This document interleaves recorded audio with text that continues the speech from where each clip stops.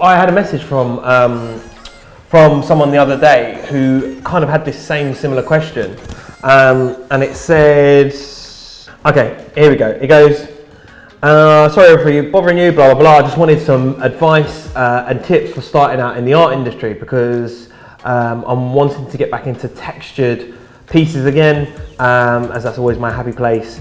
Do you have any advice about establishing yourself regarding doing so? I feel like you're the best person to ask because I know you'll give me an honest opinion. And so actually, I do get that kind of question a lot. So I'll tell you what, let's go over here and I will go through step by step my advice to do that. Right. Okay, cool. So, first things first is it kind of starts with like a bit of a plan as to like what you want to achieve. And so for me, I originally started with a lot of kind of designs that I was working on and just working out where I wanted to take my practice. And so it's my belief that unless you're going to go into the gallery system, the best way to do things is to create as much social media content as well as possible across the key platforms.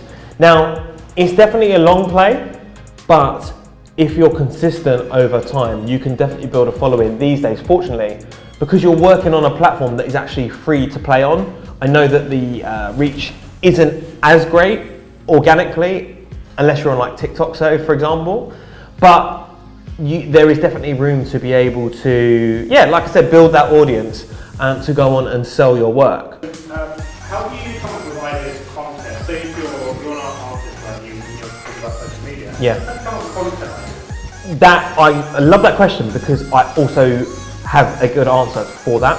So a lot of artists, solopreneurs or whatever, you just want to put out the final product, but what they don't realise is that you're actually buying into a story and people are buying into you as the artist or you as the solopreneur making whatever it is that you make. And so instead of just posting the final thing where no one's going to have kind of any attachment, I advocate so strongly for showing the process of what it is that I'm doing. So for example, if you're starting out on a painting, you'd be like, hi guys, I've spent 20 hours doing this piece. It's still a long way to go, but here it is at this stage. And as you take people through that journey of making the actual piece, by the end, and you're posting consistently every day on the different platforms, hopefully someone will want to buy it because you've taken them through that journey and they're kind of almost more invested than they otherwise would be, unless they just like the piece and want to buy it just because they love the final piece, if that makes sense. There's some sort of attachment there. And so I massively advocate for telling a story almost of what it is you're doing. And it can feel like, oh my God, but what do I do and blah, blah, blah. But that is unique to you. And whether it's for a picture of, oh, here guys, this is where I'm at, or whether it's a time lapse of what it is you're doing, then it doesn't really matter too much because my audience will be different to your audience, and they'll like different things. But the idea is the same, that you're taking these people on a journey of whatever it is that you create. How long does it take you to build a following and start selling? Oh God. So I was painting for 2 years for free before I started then charging.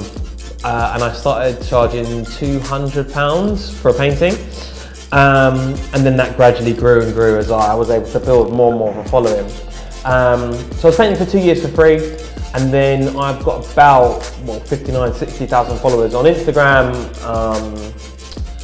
and 120-ish thousand on TikTok or something like that. But that in total has taken about 5 years to kind of amass.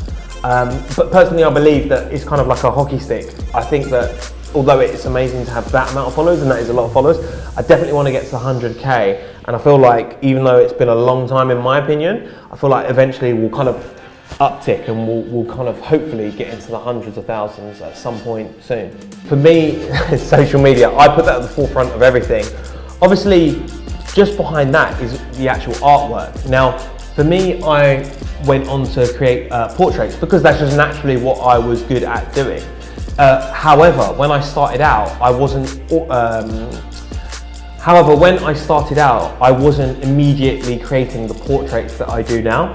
So it took, I think it was about a year and a half before I then found my style that I was happy with, and that then built some traction for me, if that makes sense.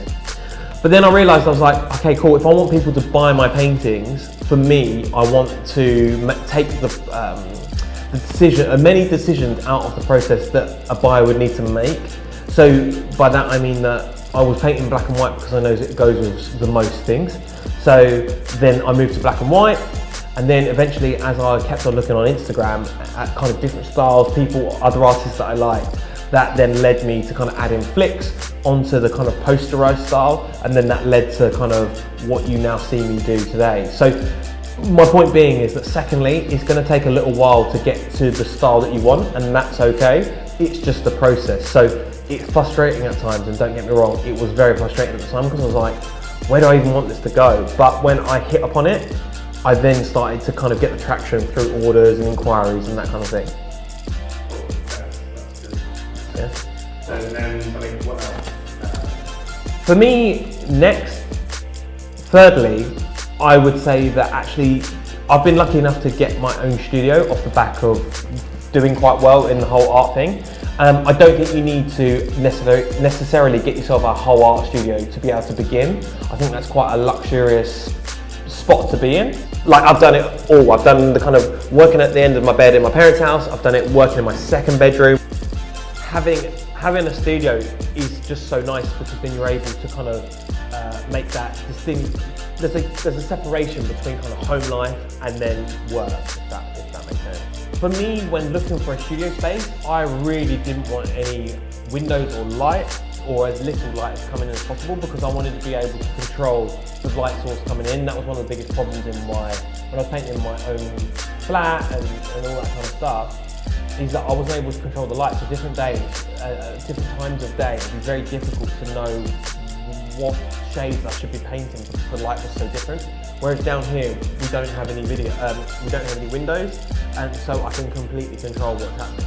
And then lastly, I mean, kind of a smaller point, the flooring in here from my studio, it's going to get dirty, it's going to get messy.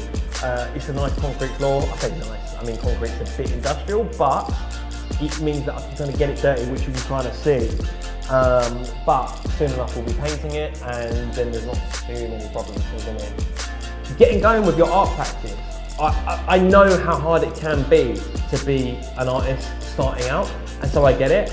And so by the way, if there's any questions that you've got that you want to ask or you're just unsure about, then definitely put them in the comments, because I really enjoy helping you and you guys out there how to kind of get started. So definitely let me know in the comments if you've got any other questions that I can help with, or any other tips or any advice that you're kind of looking for.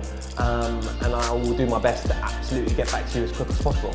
So if you do enjoy this kind of content, then please do give me a follow and a subscribe. I'm still new to this whole YouTube thing, so I want to try and help as many kind of aspiring artists and solopreneurs kind of to level up. So by subscribing, that will definitely help them out and get to more people.